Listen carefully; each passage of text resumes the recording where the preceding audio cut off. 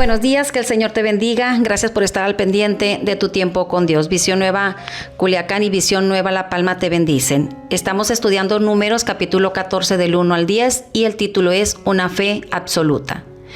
Increíble pero cierto lo que le pasó al pueblo amado por Dios. Estaban a un paso de la victoria, de entrar a la tierra prometida, una tierra de ríos, de vegas, de casas llenas de todo bien, ciudades fortificadas, tierra que fluye leche y miel, pero no entraron. Se echaron para atrás, desecharon la herencia, en vez de agradecer, ellos se quejaron. ¿Y a cuántos de nosotros se parece esta escena? Que a causa de la incredulidad nos volvemos atrás y nos enfocamos tanto en nuestra realidad que no vemos con los ojos de la fe. Si Dios lo dijo, es verdad. Muchos comienzan bien y terminan quejándose porque no reciben lo que piden. ¿Y sabe por qué? Porque no somos agradecidos con las cosas que Dios nos ha dado. En el capítulo 13 del libro de Números encontramos cómo Moisés manda a los 12 espías a recorrer la tierra prometida. Cuando ellos regresan después de 40 días, informan a Moisés y al pueblo que ciertamente la tierra fluye leche y miel, o sea, era una tierra de abundancia y prosperidad. Trajeron consigo los frutos de la tierra cargados entre dos como evidencia de que todo lo que Dios dijo pues era real y verdadero.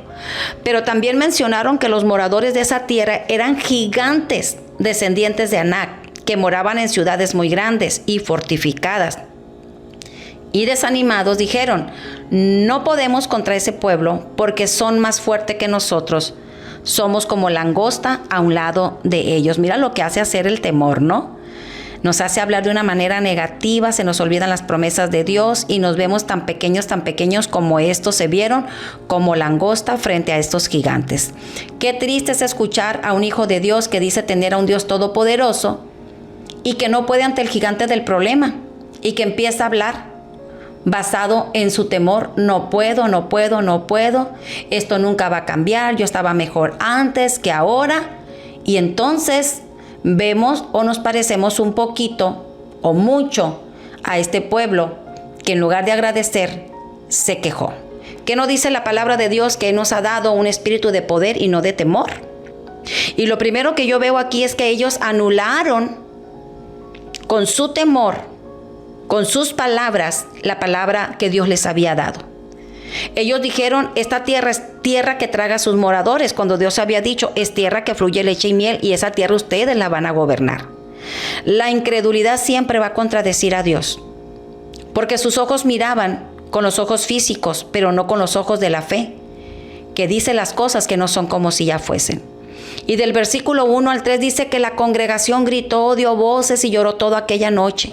Se quejaron contra Moisés, contra Aarón, y dice la palabra que la multitud con su boca declaró, ojalá muriéramos en la tierra de Egipto, ojalá muriéramos en este desierto.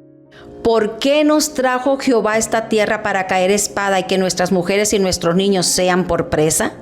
¿Que acaso no sería mejor volvernos a Egipto?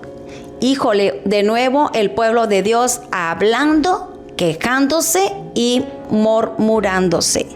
Esta incredulidad venía de la dureza de su corazón, porque evidencia de lo que Dios les había dicho tenían frente a sus ojos. La Biblia habla mucho acerca de este tema, porque realmente es un peligro. No hay persona que no haya caído en la trampa de la queja, de la murmuración, sin medir las consecuencias. La murmuración es considerada un pecado. El apóstol Santiago en el capítulo 4, versículo 11 dijo, hermanos, no murmuréis los unos con los otros. Es decir, no anden hablando entre los dientes, no anden hablando detrás de las espaldas de nadie. No provoquen discordia, ni pleitos, ni rencillas. Y el que murmura no hace otra cosa sino revelar la pobreza espiritual de su corazón. Revela inmadurez.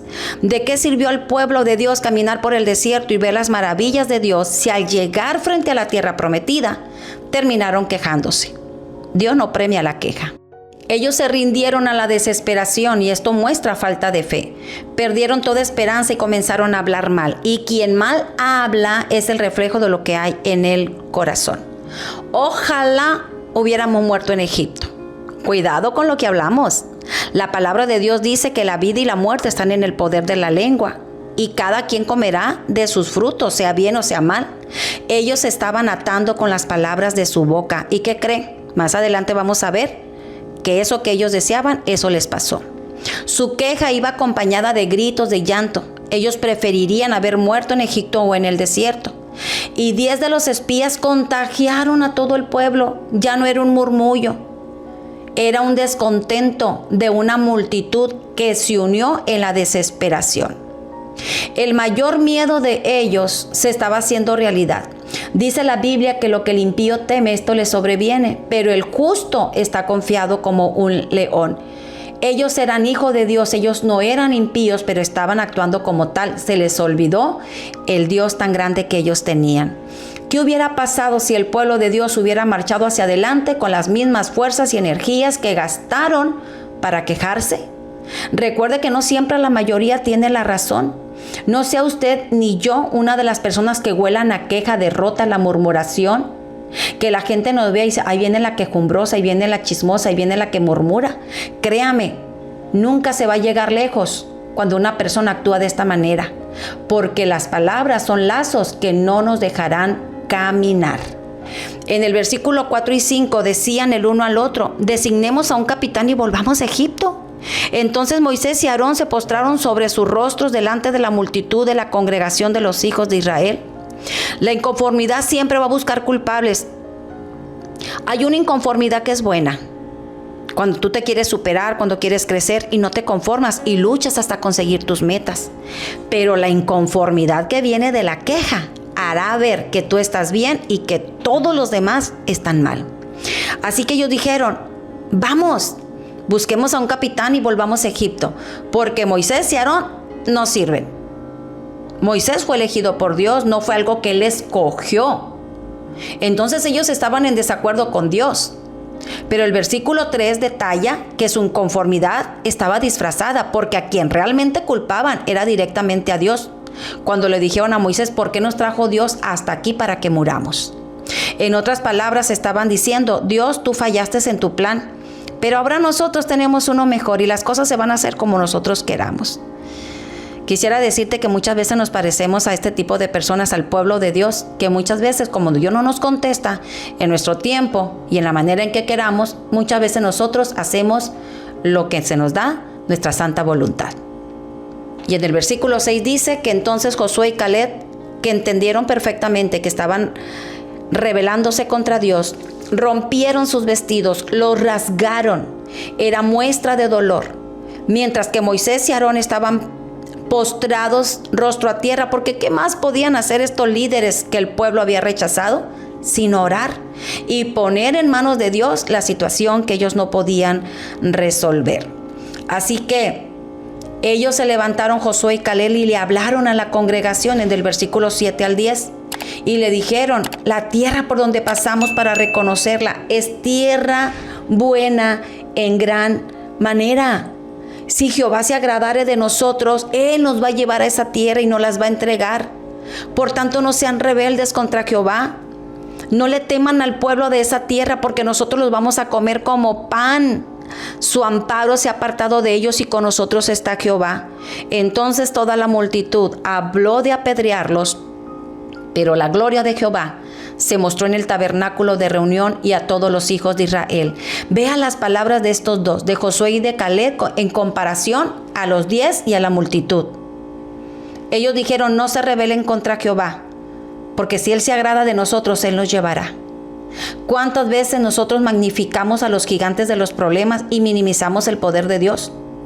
Cada vez que nosotros decimos, no puedo, mira lo que me está pasando, esto es demasiado, esto nunca va a mejorar, yo estaba mejor antes, usted está haciendo que el gigante, que su problema parezca más grande que el poder de Dios. Y entonces nos vemos hablando como este pueblo y también quejándonos. Y cuando estaban a punto, dice, de apedrear a Josué y a Caleb, la gloria de Jehová se mostró. Dios interviene porque Dios es justo. Él premiará la fe de los que creen en Él, pero castigará a los que se rebelan. Así que esto nos debe de hacer reflexionar cómo estamos actuando cuando las cosas no están saliendo como yo quiero. Y aparte, no estoy dispuesto a aceptar los planes de Dios, porque aunque no lo digamos, a veces actuamos como si nuestros planes y nuestros métodos sean mejores que los de Dios. La queja y la incredulidad son semillas que siembra Satanás. La pregunta es, si estás dispuesto a ceder el terreno de tu corazón para que Él siembre en él.